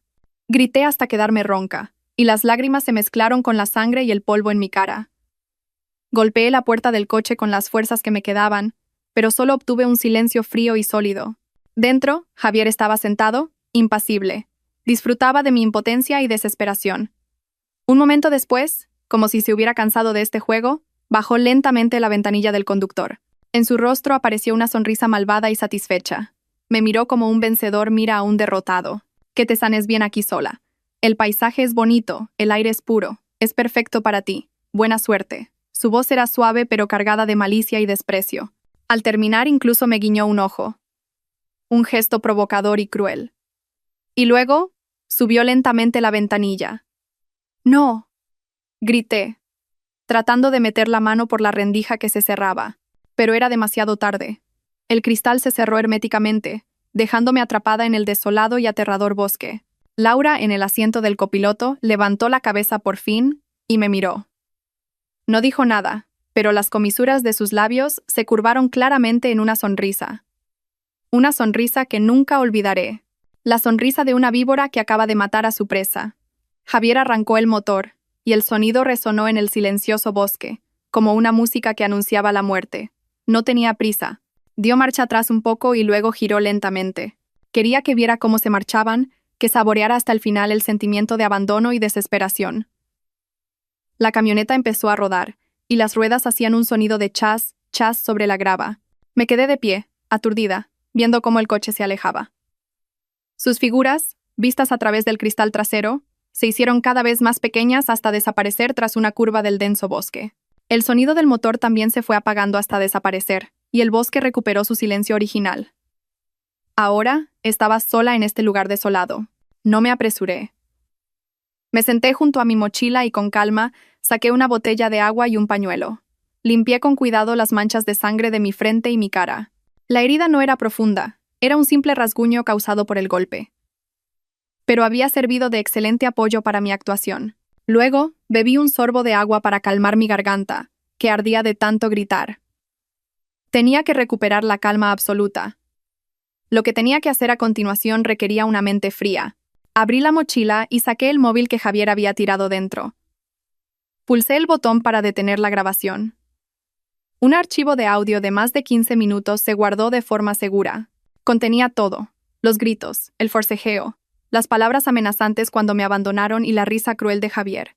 Esta era la prueba más sólida, mi as en la manga. Imaginé que Javier y Laura estarían muy ufanos en ese momento. Creerían que lo habían conseguido, que me habían eliminado a la perfección. Pensarían que moriría de hambre, de sed, por las bestias salvajes o por el miedo. Lo habían calculado todo, pero se habían olvidado de una cosa. Me habían subestimado. Pensaban que seguía siendo la misma Sofía ingenua y débil de antes. La muñeca bonita que solo podía vivir dependiendo de los demás. No sabían que la muerte de Isabel me había cambiado para siempre. El dolor me había convertido en otra persona. Una persona que sabía calcular, que sabía aguantar y que sabía contraatacar. Su confianza ciega era su punto débil más letal. Creyeron en el mapa falso, creyeron en el atajo inexistente. Creían que se dirigían hacia un futuro de riqueza, pero en realidad estaban corriendo directamente hacia la trampa que yo había preparado. Ese camino no llevaba al romántico lago Esmeralda, llevaba a un lugar peor que el infierno. Me senté al borde del camino, apoyada en un gran árbol. Tenía que volver a evaluar la situación. No sabía exactamente dónde estaba, pero calculé que nos habíamos adentrado unos 5 o 6 kilómetros en este sendero de montaña. No había ni rastro de presencia humana a mi alrededor. El agua y los pocos aperitivos de mi mochila me darían para un día, como mucho. No podía esperar la muerte aquí. Recordé el plan que había trazado con Mateo. Él estaría rastreando mi posición en todo momento, pero mantendría una distancia de seguridad para no ser descubierto. Solo aparecería si yo enviaba una señal de socorro o si sentía que algo iba mal. La presencia de Mateo, en algún lugar, era mi única esperanza en este momento. Miré en la dirección en la que había desaparecido el coche de Javier y Laura. No sentía la más mínima preocupación por ellos. El odio superaba cualquier otra emoción. Solo sentía una fría satisfacción al pensar en lo que les esperaba. Corrían por lo que creían que era un atajo, pero en realidad era un callejón sin salida. El camino conducía a un puente colgante de madera, podrido desde hacía mucho tiempo, que cruzaba un abismo profundo y oscuro. El mapa falso que Mateo y yo habíamos creado estaba diseñado con gran precisión. Parecía un mapa de montañismo profesional, con símbolos y notas claras. Pero la ruta roja que estaban siguiendo estaba ingeniosamente desviada, sacándolos del sendero principal y adentrándolos en una zona aún más desolada y remota. No se darían cuenta hasta que fuera demasiado tarde. Me senté en silencio, en la oscuridad que poco a poco cubría el bosque. Ya no era la misma Sofía de antes. No era la damisela débil que solo lloraba ante las dificultades. Las circunstancias me habían hecho fuerte, me habían hecho tomar la justicia por mi mano por mi hermana fallecida. La oscuridad se tragó por completo el bosque. La noche aquí era densa y pesada, sin que pudiera filtrarse ni una sola luz de la ciudad. Solo la tenue luz de la luna se colaba entre las hojas, salpicando manchas plateadas sobre el suelo mojado. El canto de los insectos, el aullido lejano de algún animal y el crujido de una rama seca en algún lugar de la oscuridad se combinaban para crear una sinfonía salvaje, aterradora y fascinante. No encendí un fuego por miedo a atraer a las bestias. Simplemente me senté en silencio, apoyada en el árbol, tratando de que mi cuerpo no temblara de frío. La fina chaqueta era insuficiente para el frío de la noche en la montaña, pero el frío que me calaba hasta los huesos mantenía mi mente más clara que nunca. Supe que había llegado el momento de ejecutar el siguiente paso. Abrí la mochila con cuidado. Saqué el móvil, comprobé de nuevo el archivo de grabación y lo guardé en una bolsa impermeable. Luego, con una pequeña navaja multiusos, corté con cuidado el forro del fondo de la mochila. Apareció un bolsillo secreto que yo misma había cosido. Envuelto en una suave tela de terciopelo, había un objeto pequeño y sólido, un teléfono por satélite. Este era mi verdadero amuleto. El teléfono por satélite que les había mostrado despreocupadamente a Javier y Laura durante los preparativos del viaje y que luego Javier había robado a escondidas y guardado en la guantera del coche, era en realidad un modelo falso que había comprado en una juguetería. Sabía que Javier, con su carácter codicioso y precavido, querría controlar incluso el único medio de comunicación en caso de emergencia. Le tendí una trampa a propósito, y él cayó sin dudarlo. Pensó que tenía en sus manos la carta ganadora, pero no sabía que era solo una carta inútil. Sostuve el verdadero teléfono por satélite en mi mano. Su tacto frío y pesado me dio una extraña sensación de seguridad. Era un equipo profesional que podía conectarse directamente con los satélites en cualquier condición meteorológica, desde cualquier lugar. Era mi único salvavidas con el mundo exterior. Respiré hondo, tratando de calmar mi corazón que latía con fuerza. No llamé inmediatamente a Mateo ni a los equipos de rescate. Aún era demasiado pronto. Tenía que darles más tiempo a Javier y a Laura. Tiempo para que llegaran al final del camino equivocado, tiempo para que se dieran cuenta de la cruda realidad, y lo más importante, tiempo para que la desesperación devorara toda su esperanza. Me senté en la oscuridad, abrazando el teléfono por satélite. La camioneta debió de avanzar con dificultad por el accidentado camino de montaña durante unos 40 minutos más. El paisaje a su alrededor se volvió cada vez más desolado, los árboles más densos y apenas había rastro de presencia humana. La confianza inicial de Javier al volante probablemente se había reducido considerablemente, dando paso a la impaciencia y la irritación. El camino era mucho más duro de lo que pensaba, y el romántico lago Esmeralda que Laura había descrito aún no aparecía. Laura, sentada a su lado, ya no tenía una expresión ilusionada. Estaba en silencio, y de vez en cuando miraba por la ventana con preocupación. El silencio en el coche debió de ser pesado. Solo el rugido esforzado del motor y el sonido de las ramas secas arañando la carrocería debieron de sonar de forma espeluznante. Probablemente, en el fondo de sus mentes, ellos también empezaron a sentir que algo iba mal. Y cuando sus dudas llegaron al límite, un sonido seco y ominoso sonó desde el salpicadero. Bip, bip, bip. Ambos se sobresaltaron y miraron hacia abajo al mismo tiempo. El icono naranja con forma de surtidor parpadeaba amenazadoramente. El indicador de combustible se acercaba a la última línea roja. Su fortaleza móvil estaba a punto de quedarse sin vida. «Mierda, ¿por qué nos hemos quedado sin gasolina tan pronto?», debió de gritar Javier golpeando el volante. Esta mañana quedaba más de la mitad. El rostro de Laura, sentada a su lado, se habría puesto pálido. «¿Y ahora qué hacemos, Javier? Esto está desierto. ¿Dónde vamos a repostar?». El pánico comenzó a apoderarse de sus mentes. Javier debió de intentar tranquilizar a Laura, y a sí mismo. «Tranquila. Seguro que la carretera principal está cerca. Sigamos un poco más».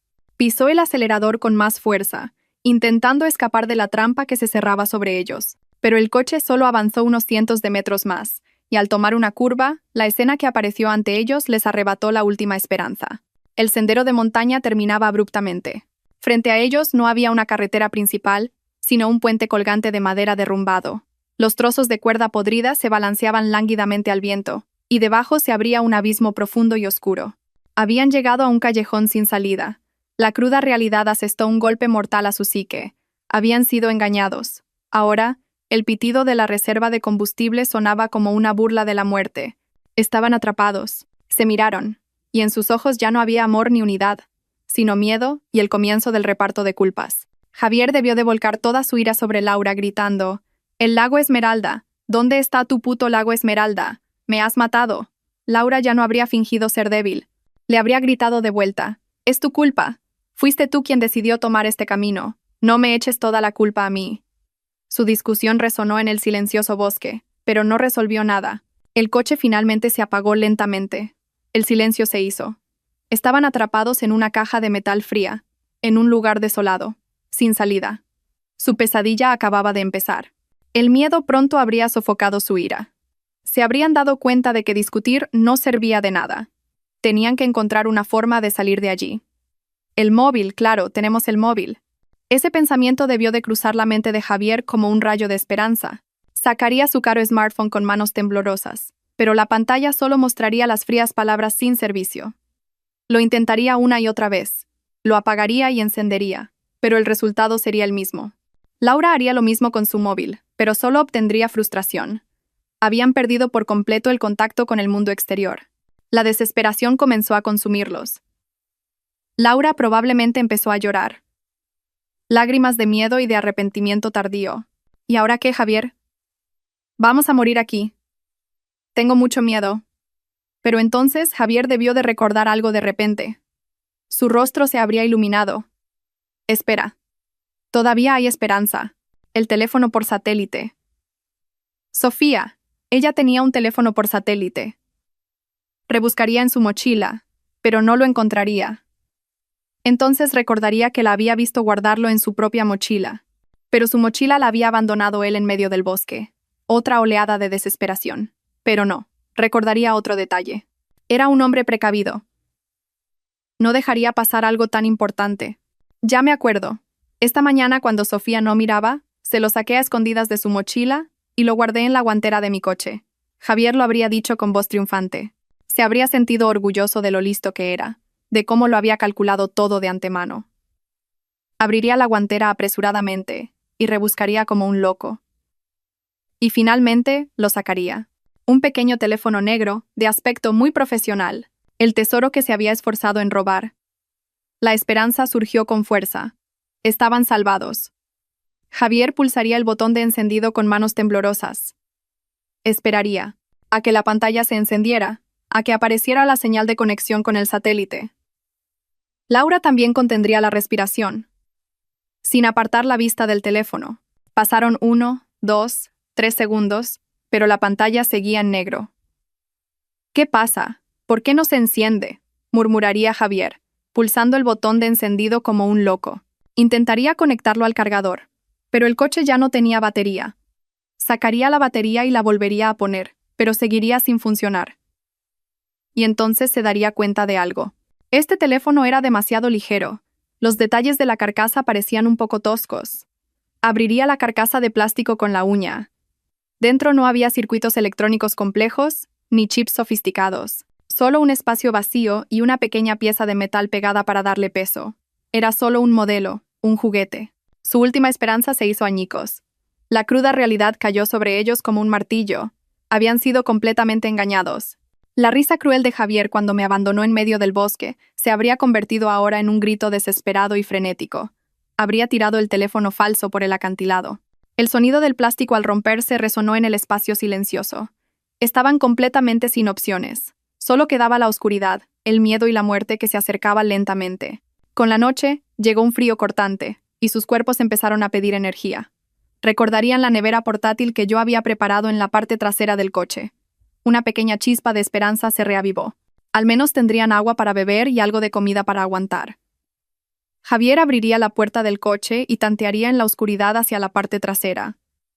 Abriría el maletero y vería la familiar caja térmica azul. La abriría con expectación. Dentro, seguro que habría botellas de agua fría, unas latas de refresco, y quizás hasta cerveza.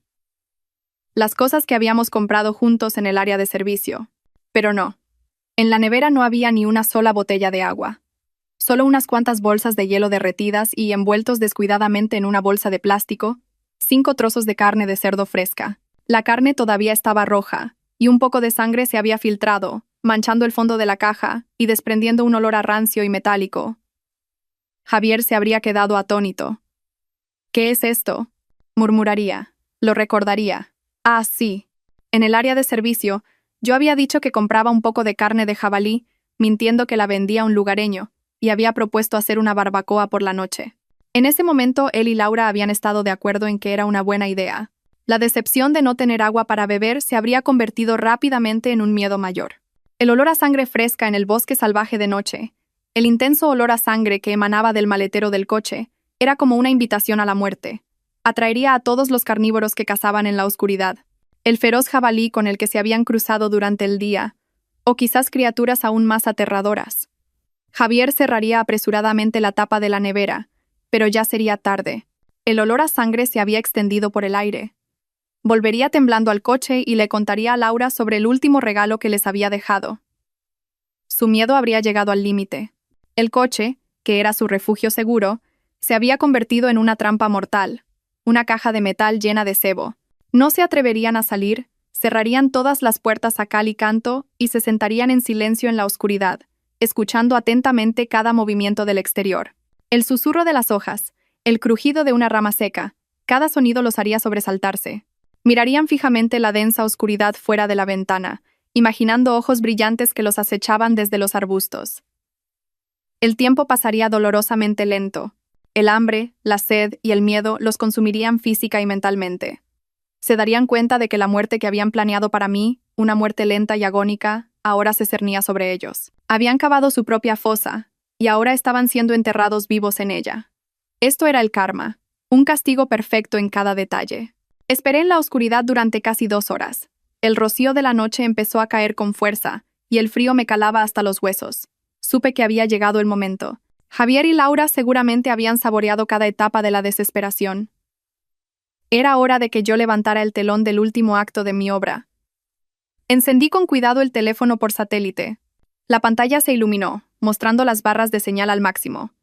Una extraña sensación de poder me invadió, sabiendo que con este pequeño dispositivo podía decidir el destino de 2 personas. La primera llamada fue a Mateo. Sonó una vez y contestó al instante. Una prueba de que él también había estado esperando, preocupado. Diga, Sofía, ¿estás bien? Su voz era urgente. Respiré hondo, tratando de mantener la voz lo más calmada posible. Estoy a salvo, todo va según el plan. ¿Dónde estás tú? Estoy en la cima de la colina oeste, a unos 3 kilómetros de tu posición. Te veo con los prismáticos. Ya he avisado a los equipos de rescate, solo esperan tu orden. Bien, prepárate. En unos 45 minutos, ven a las coordenadas que te enviaré. Mantén la distancia, ten cuidado de que no te vean antes de tiempo. Entendido, ten cuidado. Lo sé. Colgué. Luego respiré hondo, cerré los ojos, y traté de revivir en mi mente todas las emociones de una víctima real. Miedo, pánico, desesperación y dolor. Tenía que actuar a la perfección. No podía haber ni un solo fallo. Marqué el número de emergencias. Después de unos segundos de tono, una voz tranquila y serena sonó al otro lado. Centro de emergencias, dígame. En ese momento rompí a llorar. Mi llanto fue un estallido lleno de pánico y dolor, que resonó en el silencioso bosque. ¡Socorro! ¡Ayúdenme! Tranquilícese, señora. Cálmese y dígame dónde está y qué ha pasado. La voz del hombre seguía siendo muy profesional. Traté de hablar entre sollozos. Me he perdido. No, mi novio. Discutimos. Él me ha abandonado en medio del bosque. Tengo mucho miedo. Aquí está oscuro y hace frío. Creo que voy a morir. Hice que mi voz sonara débil y entrecortada a propósito, como si estuviera agotada. ¿Sabe en qué zona se encuentra? ¿Ve algún punto de referencia? No lo sé. Solo hay árboles. Entramos por un sendero de montaña con un cartel de prohibido el paso. Di información vaga, muy lógica para la situación de alguien perdido y en pánico. ¿De acuerdo, señora? No cuelgue, por favor. Estamos rastreando su posición a través de la señal de satélite. ¿Está herida? La cabeza. Me he golpeado la cabeza contra el volante. Estoy sangrando. Y creo que me he torcido el tobillo. Me duele mucho. Seguí añadiendo detalles para aumentar el dramatismo de mi historia. Después de un momento, el hombre dijo: Hemos localizado su posición. Un equipo de rescate saldrá inmediatamente. Intente mantenerse caliente y quédese donde está. No se mueva. Todo va a salir bien. Por favor. Dense prisa. Tengo mucho miedo. Terminé la llamada con el equipo de rescate. El silencio del bosque me envolvió de nuevo. Pero esta vez ya no era aterrador, era el silencio de la espera. Me senté apoyada en el árbol, apretando la fina chaqueta contra mi cuerpo. El rocío de la noche se hizo más denso, y el frío se coló entre mi pelo, haciendo que la herida de mi frente palpitara ligeramente. Me la toqué suavemente, y sentí que la sangre empezaba a secarse. El dolor era real, pero no era nada comparado con el que debió de sufrir Isabel. Esta herida se convertiría en una prueba irrefutable que respaldaría mi historia. Hice cálculos mentales. La llamada había sido perfecta. Mi voz temblaba lo suficiente. La historia era lo suficientemente lógica y mi miedo parecía lo suficientemente real. Ahora solo tenía que esperar unos 15 minutos más para que llegara Mateo. Sería el primero en acercarse a mí para asegurarse de que todo estaba listo antes de que apareciera el verdadero equipo de rescate.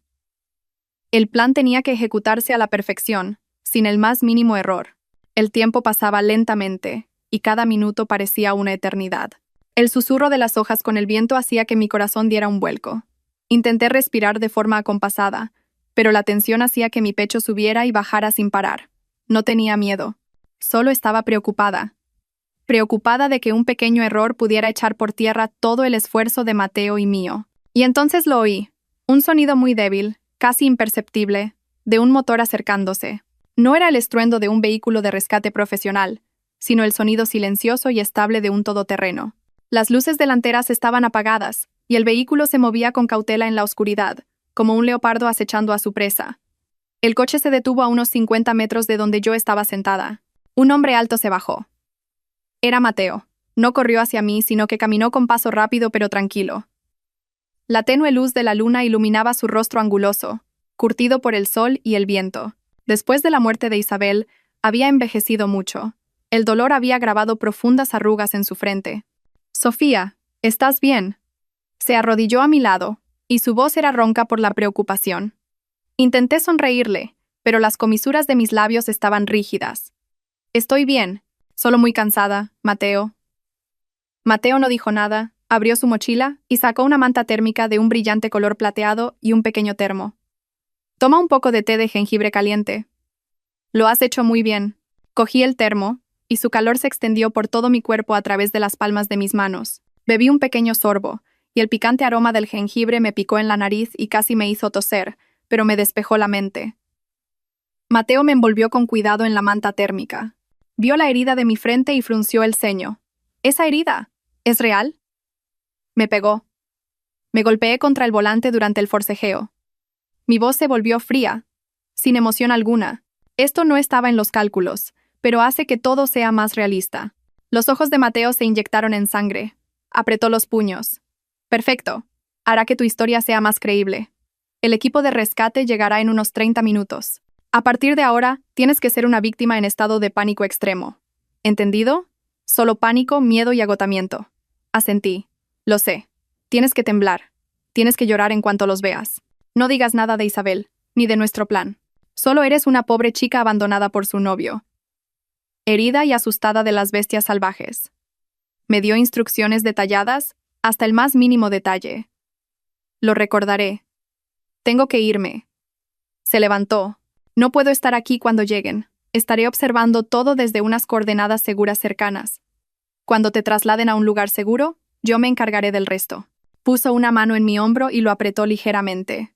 Era el único calor y apoyo que tenía en esta solitaria batalla. Mateo se dio la vuelta y desapareció rápidamente en la oscuridad. El sonido del motor volvió a oírse débilmente y luego se apagó. Volví a quedarme sola en el frío bosque. Pero esta vez, ya no esperaba sin esperanza. Me apreté la manta térmica y temblé.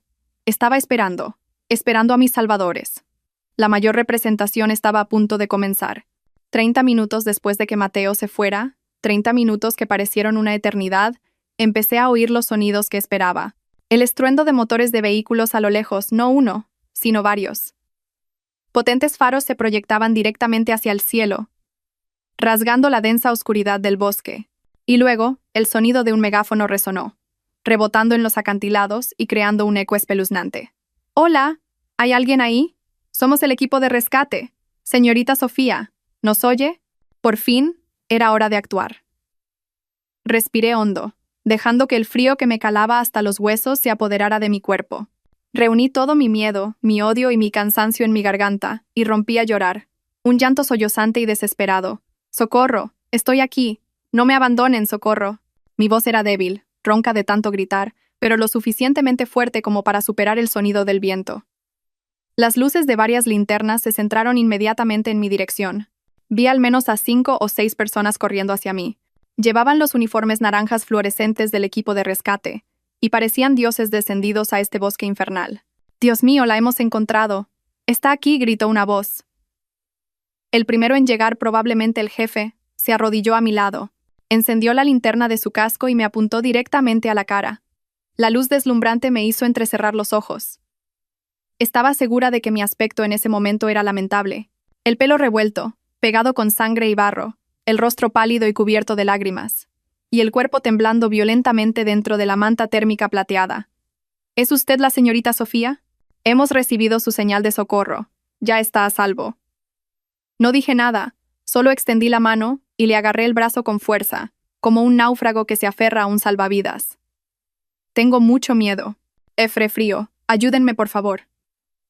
Tranquila. Ya está a salvo, dijo con voz tranquilizadora. Equipo médico. Por aquí. Comprobad el estado de la víctima. Otra persona con una gran bolsa de primeros auxilios se acercó rápidamente. Limpió con cuidado las manchas de sangre de mi frente con una gasa. La herida no es profunda, pero es bastante larga. Habrá que darle puntos. ¿Qué ha pasado? Llorando, conté la historia que había preparado. Mi voz era entrecortada y estaba llena de agravio. Es mi novio.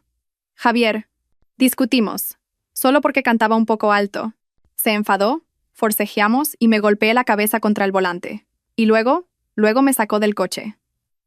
Tiró mis cosas. Él y mi amiga Laura. Se fueron en el coche. Me abandonaron aquí. El rostro del jefe de rescate se endureció. Apretó los dientes. ¿La abandonó en esta zona prohibida, con una herida sangrante en la cabeza? Es increíble. Eso es inhumano. La ira en su voz era exactamente lo que quería. Había conseguido sembrar en sus mentes la imagen de un hombre cruel y una amiga cómplice. ¿No se ha hecho daño en ningún otro sitio?, continuó el médico. Gemí. Sí. Cuando me empujó y caí, creo que me torcí el tobillo. Me duele tanto que no puedo levantarme. De acuerdo. La sacaremos de aquí inmediatamente. Me tumbaron con cuidado en una camilla de rescate profesional y me cubrieron con varias mantas gruesas para mantenerme caliente. Mientras me transportaban, vislumbré el cielo nocturno entre las hojas. Sentí un extraño alivio, pero no era el alivio de una víctima recién rescatada, sino el de una vengadora que había concluido brillantemente su obra. Casi al llegar al vehículo de rescate, oí al jefe hablar por la radio. Su voz resonó alta y clara. Víctima Sofía localizada. Estado estable pero en pánico y agotada. Traumatismo craneal y posible lesión en la pierna. Se confirma que fue abandonada por su novio en las coordenadas X. Se inicia la búsqueda de los otros dos, Javier Pérez y Laura García. Se desplazan en una camioneta pickup negra, matrícula Y. Se estima que se adentraron en la zona prohibida del Puente del Diablo. Repito, se adentraron en la zona prohibida del Puente del Diablo. La ambulancia me llevó directamente a la sede de la guardería forestal cercana. Era una pequeña pero robusta cabaña de troncos, situada al borde del bosque, que brillaba intensamente en la oscuridad de la noche. El intenso olor a café y el aroma a pino húmedo que emanaba de ella daban una extraña sensación de seguridad y calidez. Me llevaron a una pequeña habitación con una cama y una chimenea crepitante. La enfermera de la guardería ya estaba allí, esperándome.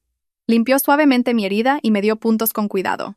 Por suerte la herida no es profunda, señorita, dijo con voz compasiva. ¿Ha pasado mucho miedo? Ya está a salvo. No dije nada, solo asentí, manteniendo una expresión ausente y agotada. Después de cambiarme a ropa seca y tomar una taza de té de jengibre caliente, sentí que mi cuerpo se recuperaba gradualmente, pero no podía relajarme. Un momento después, entraron el jefe de rescate y un hombre uniformado que parecía ser el jefe de la guardería forestal. Ambos tenían una expresión muy seria. «Señorita Sofía, ¿se encuentra un poco mejor?», preguntó el jefe de la guardería con voz baja y cálida. «Lamentamos mucho lo que le ha ocurrido, pero ahora necesitamos que nos cuente todo de nuevo, con mucho detalle y precisión». «Este es un asunto muy grave», asentí. Mis ojos seguían enrojecidos, en parte porque me los había frotado a propósito. Miré a los dos hombres de mediana edad, de aspecto fiable, y empecé mi relato. Como si reviviera una pesadilla, conté todo lentamente, con dolor.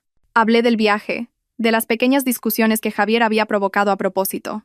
Hablé de cómo Laura insistió en cambiar de sitio, de cómo Javier se enfadó por el ruido de mi teclado. Hablé del mapa que Javier y Laura habían preparado, de cómo insistieron en tomar el atajo a pesar del cartel de prohibido y de mis advertencias. Hablé de cómo el jabalí que cruzó el camino me había asustado. Hablé de la ira injustificada de Javier por mi canción. Y finalmente, hablé del forcejeo, de la bofetada y del momento en que me sacaron del coche y me abandonaron en medio del bosque desolado. Le supliqué, dije entre sollozos, y las lágrimas volvieron a brotar. Le dije que tenía miedo. Le rogué que no me abandonara, pero él y Laura solo me miraron. Él incluso sonrió. Se burló de mí y se fueron en el coche, dejándome allí. Al oír mi historia, el jefe de la guardería golpeó la mesa con la mano. El sonido seco de la madera resonó. Bestias, es increíble, dejar a una mujer herida en medio de esta zona prohibida. Eso ya no es una discusión. Es poner en peligro la vida de otra persona deliberadamente. Es un delito. El jefe de rescate también negó con la cabeza, con expresión de indignación. El camino que describe es exactamente el que lleva al Puente del Diablo. Es un callejón sin salida. No hay escapatoria. ¿Qué lago romántico va a haber allí? Solo un profundo acantilado. ¿Es que ellos tampoco conocían bien el camino? Negué con la cabeza, con una expresión inocente y confusa. No lo sé. Yo les dije que no fuéramos. Pero Javier dijo que él y Laura lo habían investigado muy bien, que era una ruta secreta de montañeros, rápida y bonita. Los dos hombres se miraron. En sus ojos había compasión por mí y desprecio por Javier y Laura. Confianza estúpida. Se han buscado la muerte ellos solos, murmuró el jefe de la guardería. Levantó el teléfono de su escritorio y marcó un número con determinación. Diga, sala de control, movilicen a 2 equipos más, con equipo de escalada y de búsqueda nocturna completos. Adéntrense en la zona del Puente del Diablo. Hay 2 personas desaparecidas allí dentro. Iban en una camioneta pick-up negra. Es muy probable que se hayan quedado sin gasolina o hayan tenido un accidente. Hay que encontrarlos antes de que amanezca, o podría ser demasiado tarde. Colgó el auricular, se giró hacia mí y suavizó la voz. Señorita, lo ha hecho muy bien. Ha sido muy valiente. Ahora descanse. Está a salvo. Ellos. Se lo han buscado. Agaché la cabeza para ocultar la fría sonrisa que amenazaba con aparecer en mis labios. Fingí temblar. Señor. Ellos. ¿Estarán bien? A pesar de todo. Él. El jefe de la guardería suspiró. Me puso una mano en el hombro y me dio unas palmaditas. Es usted demasiado buena, señorita. Debería preocuparse por usted misma. Ha sobrevivido de milagro. A esas personas, les pase lo que les pase, se lo han buscado. Asentí y me acurruqué en la cálida manta. Sí, se lo han buscado ellos. Permanecí 2 días en la guardería forestal. No me dejaron marchar. En parte porque era la testigo más importante del caso, y en parte porque estaban sinceramente preocupados por mi seguridad y mi estado mental. Me trataron como a una familia. La enfermera de la guardería y la esposa del jefe no paraban de prepararme caldos y tés de jengibre. Se sentaban a mi lado y me contaban historias triviales para que olvidara la pesadilla que había vivido. Yo seguí interpretando a la perfección el papel de la pobre víctima, todavía en estado de shock y miedo. Durante esos 2 días se enviaron continuamente equipos de rescate. El estruendo de los vehículos especiales y el sonido de las radios no cesaban. Toda la guardería forestal estaba sumida en una atmósfera de urgencia y tensión. Mateo me enviaba mensajes en secreto a través de una aplicación de mensajería segura que habíamos instalado previamente. El equipo de búsqueda ha encontrado el coche. Solo unas pocas palabras, pero mi corazón latió con fuerza. El telón estaba a punto de caer. En la mañana del segundo día, el jefe de la guardería vino a verme. En su rostro, la ira del día anterior había sido reemplazada por un aspecto terriblemente cansado y pálido. Sus ojos estaban hundidos, y tenía los vasos sanguíneos rojos por la falta de sueño. Señorita Sofía, me llamó con voz ronca. Los hemos encontrado. Levanté la cabeza, tratando de mostrar una expresión de esperanza y preocupación. ¿De verdad? ¿Dónde están, señor? ¿Están bien? El jefe de la guardería negó lentamente con la cabeza, y su mirada no se atrevía a mirarme directamente. Lo lamento mucho. Tiene que prepararse. Tiene que venir con nosotros al hospital comarcal para identificar los cuerpos. La palabra identificar cayó como un martillo. Sabía lo que significaba. Me tapé la boca con las manos y las lágrimas brotaron. No. No puede ser. Está bromeando, ¿verdad? No puede ser. Lo siento, señorita, dijo el jefe de la guardería con voz compungida. No me llevaron al lugar de los hechos. Afortunadamente, no tuve que presenciar esa escena. Me llevaron al hospital comarcal. Era un pequeño centro médico que también tenía una fría morgue. El aire estaba impregnado de olor a desinfectante, dando una sensación sofocante y desoladora. El jefe de la guardería y un oficial de policía ya me estaban esperando allí. No me hicieron entrar en la sala de autopsias. Señorita Sofía, empezó el oficial con voz pesada. La escena era realmente espantosa. No podemos dejar que lo vea usted misma. Sería un trauma para toda la vida. En su lugar, le mostraremos los efectos personales que se encontraron en el lugar. A pesar de que estaba preparada, no pude evitar temblar. ¿Qué? ¿Qué ha pasado exactamente? El oficial respiró hondo y empezó a relatar lo que había informado el equipo de rescate. Encontraron la camioneta pickup atrapada al final de un callejón sin salida, justo antes del acantilado del Puente del Diablo. Tal como esperaba, el coche estaba completamente sin gasolina. Las puertas estaban cerradas por dentro, pero la ventanilla del conductor estaba rota en 1000 pedazos desde fuera. Parecía que habían estado muy desesperados. El oficial continuó. Encontramos un teléfono por satélite falso y destrozado al pie del acantilado. Y lo más terrible. Dudó, como si le costara decirlo. Susurré. Y encontramos una nevera portátil en el maletero. La tapa estaba abierta de par en par, y dentro, en lugar de comida o agua, solo había unos trozos de carne de cerdo fresca que empezaban a oler. El olor a sangre parece que atrajo a una gran manada de jabalíes. Las huellas alrededor del coche indican que hubo un ataque muy violento. Hay marcas de embestidas y arañazos frenéticos en el coche. Fingí horror y me tapé la boca con la mano. Dios mío, esa carne. La compré yo. Para hacer una barbacoa por la noche. No lo sabía. El oficial asintió con compasión. Eso fue una trágica coincidencia. Las dos víctimas parece que intentaron aguantar dentro del coche, pero las bestias eran tan feroces que rompieron la ventanilla. En un estado de pánico, las dos víctimas intentaron huir al exterior, pero no lo consiguieron. No especificó cómo no lo consiguieron, pero pude imaginar que la escena habría sido peor que el infierno. Encontramos los cuerpos. Bueno, sus restos, no muy lejos del coche. ¿Podría confirmar si estos son sus efectos personales? Abrió una bolsa sellada y colocó con cuidado sobre la mesa varios objetos, limpios pero todavía con restos de tierra y sangre seca. Un reloj de hombre con el cristal roto y la correa rota. Era el que le había regalado a Javier por su cumpleaños. Un collar de plata con un colgante en forma de corazón abollado era el que Laura nunca se quitaba.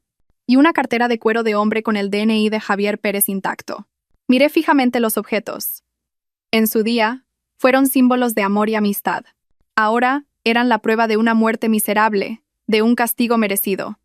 Las lágrimas brotaron de mis ojos, y ya no pude contenerlas, pero esta vez no eran lágrimas de hipocresía. Eran lágrimas por Isabel, por mí misma, por mi juventud destrozada por el engaño y la traición, y por el final de una larga pesadilla. Sí, son ellos, son de Javier y de Laura. Y me derrumbé sobre la mesa, llorando con los hombros temblando. Después de completar todos los procedimientos de identificación, salí del hospital comarcal en una tarde gris. El jefe de la guardería y el oficial de policía me consiguieron un coche para que me llevara a la ciudad. Querían garantizar mi seguridad absoluta. Me consideraban una víctima que había sobrevivido milagrosamente a una terrible tragedia. Una pobre chica que había perdido a su prometido y a su mejor amiga en un trágico accidente, y que casi se convierte ella misma en una víctima. El caso se cerró como la muerte de las dos víctimas, Javier Pérez y Laura García, por el ataque de animales salvajes en una zona prohibida, después de entrar sin autorización en un camino sin salida y quedarse sin combustible. Nuestra trágica historia no tardó en aparecer en los periódicos locales. Jóvenes amantes. Trágica muerte durante un viaje. El viaje del destino y la chica que sobrevivió milagrosamente. La gente empezó a murmurar.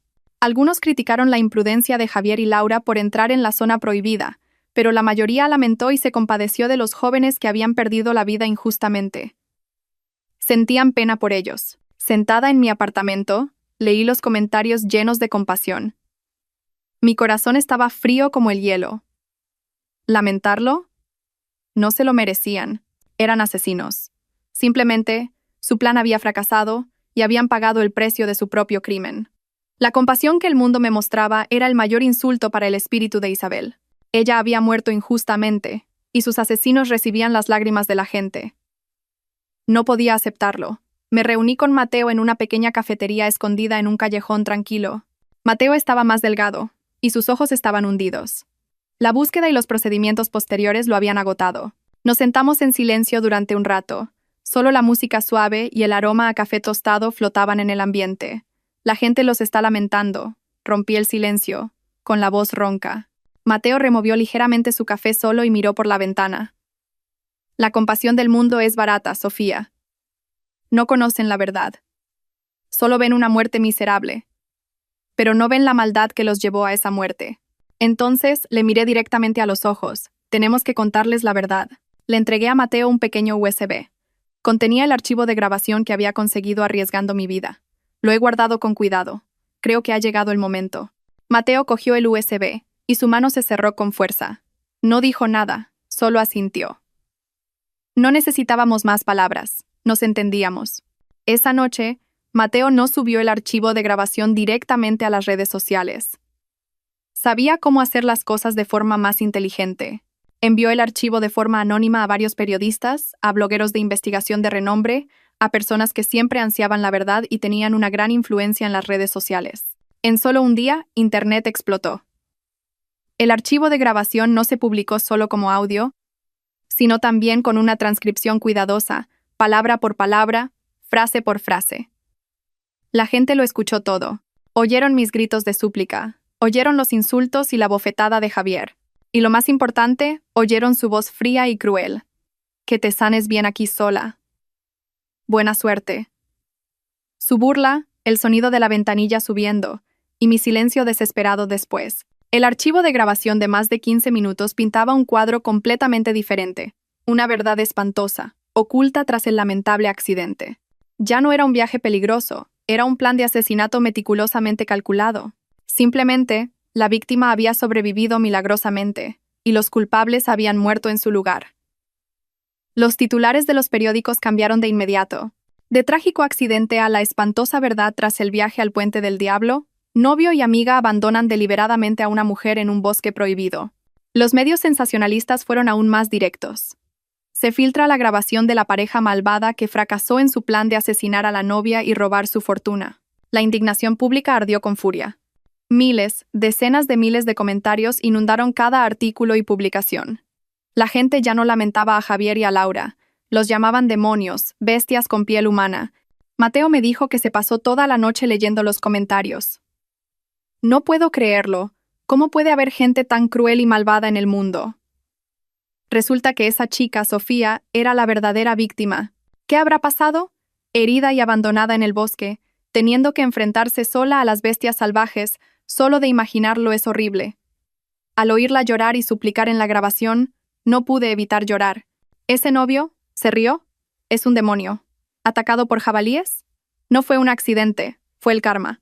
Quien siembra vientos, recoge tempestades. El cielo tiene ojos. Los comentarios de extraños, su indignación, fueron inesperadamente un bálsamo para las heridas de mi corazón. La justicia que buscaba finalmente había llegado, no en un tribunal, sino en el tribunal de la conciencia social.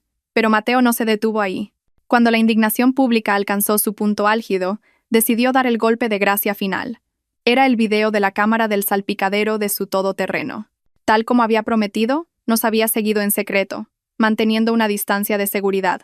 Su cámara no pudo grabar toda la pelea dentro del coche, pero captó el momento más importante. El video, con mi cara cuidadosamente pixelada, se publicó de forma anónima en Internet. En él se veía claramente cómo la camioneta se detenía. La puerta del conductor se abría y Javier bajaba y caminaba. Me sacaba bruscamente del coche y me tiraba al suelo. El video también mostraba cómo tiraba mi mochila y cómo yo me arrastraba desesperadamente para agarrarle la pierna. Lo más claro era cómo me apartaba fríamente y subía al coche, y la sonrisa burlona de Laura a través de la ventanilla antes de abandonarme en el suelo. Este video, combinado con el archivo de grabación, se convirtió en una prueba irrefutable, cerrando la puerta a toda duda. Ya nadie podía defender a Javier y a Laura. Estaban muertos, pero su muerte no les trajo la paz, sino el desprecio eterno del mundo.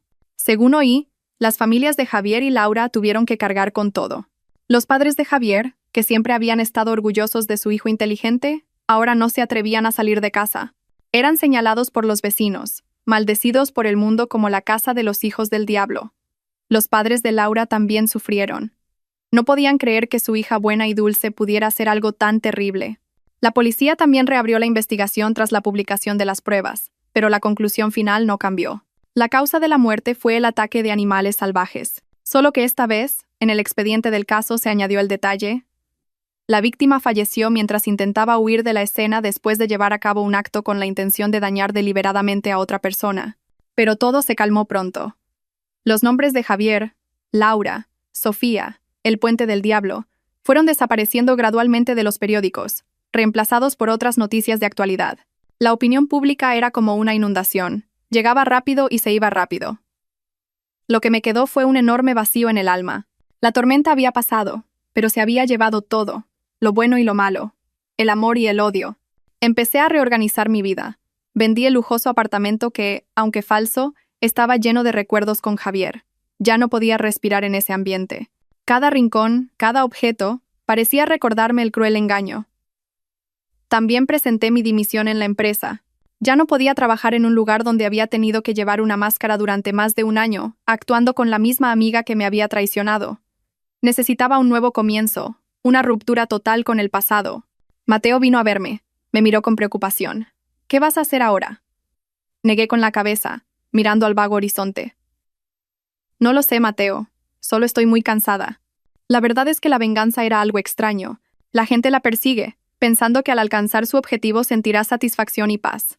Pero cuando todo terminó de verdad, cuando el enemigo pagó por sus pecados, no sentí ninguna alegría, solo vacío. La llama del odio que me había mantenido viva durante los últimos 2 años se había extinguido. Ahora no sabía a qué aferrarme. Me di cuenta de que este plan de venganza no era solo para obtener justicia para Isabel, sino también para mí misma, para la Sofía ingenua y confiada que ellos habían matado. Decidí irme de la ciudad por un tiempo. Necesitaba irme, respirar otro aire. Hice la maleta. Solo unas pocas prendas sencillas. Vendí todos los artículos de lujo que había usado para estimular su codicia. Ahora solo me daban asco. Fui a la estación de tren y compré un billete de ida a un pueblo costero desconocido. Un lugar donde nunca había estado, donde nadie me conocía. Antes de irme, me corté el pelo largo que Javier decía que era bonito. Me miré en el espejo. Una chica con un corte de pelo corto y con personalidad. La mirada estaba un poco cansada, pero mucho más serena. Mateo vino a despedirme. Estuvimos juntos en silencio en el andén abarrotado. Sonó la bocina del tren, anunciando la inminente salida. ¿Cuándo volverás?, preguntó Mateo con la voz un poco quebrada. No lo sé. Cuando sienta que estoy lista para empezar de nuevo, entonces volveré. Cuídate mucho, Mateo, y cuida de Isabel por mí. Lo haré.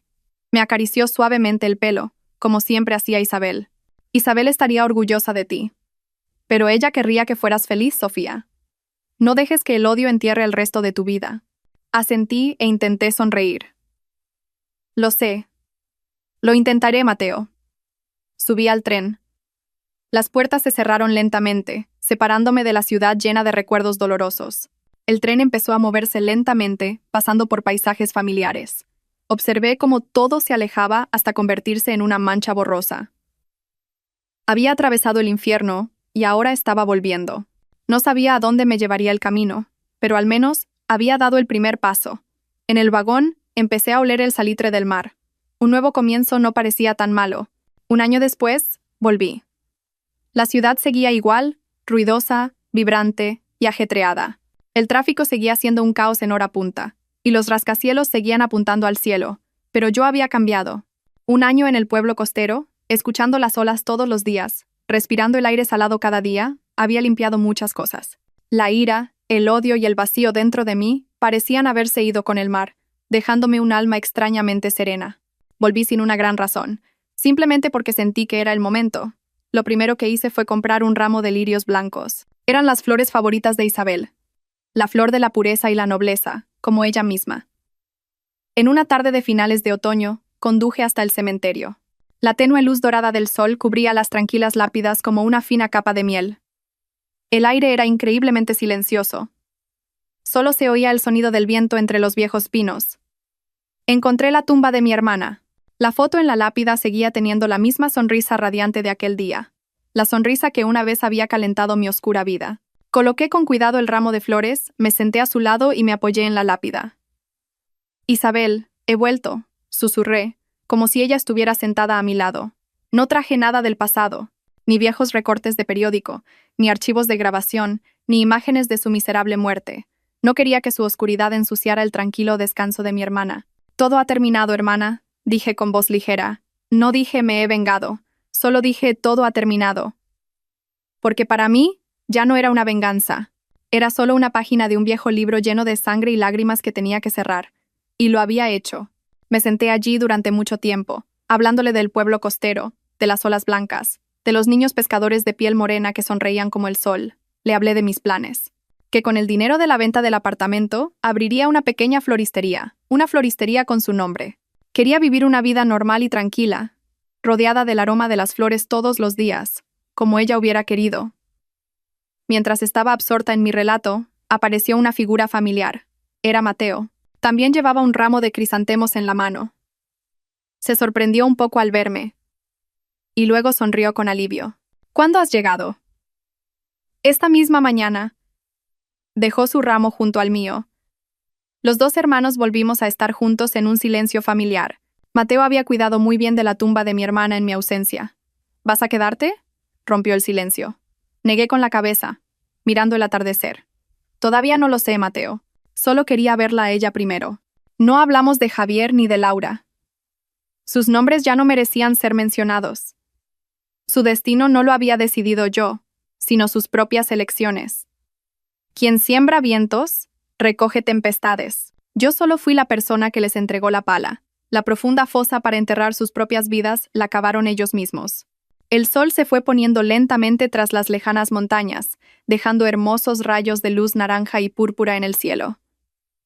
Una sensación de paz, de verdadera liberación, se extendió por mi pecho.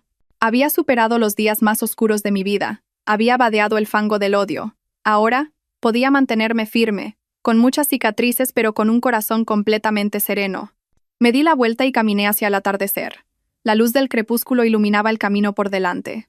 Un nuevo camino, libre de las cargas del pasado, me estaba esperando. Muchas gracias por su atención, y nos vemos en la próxima historia. Adiós.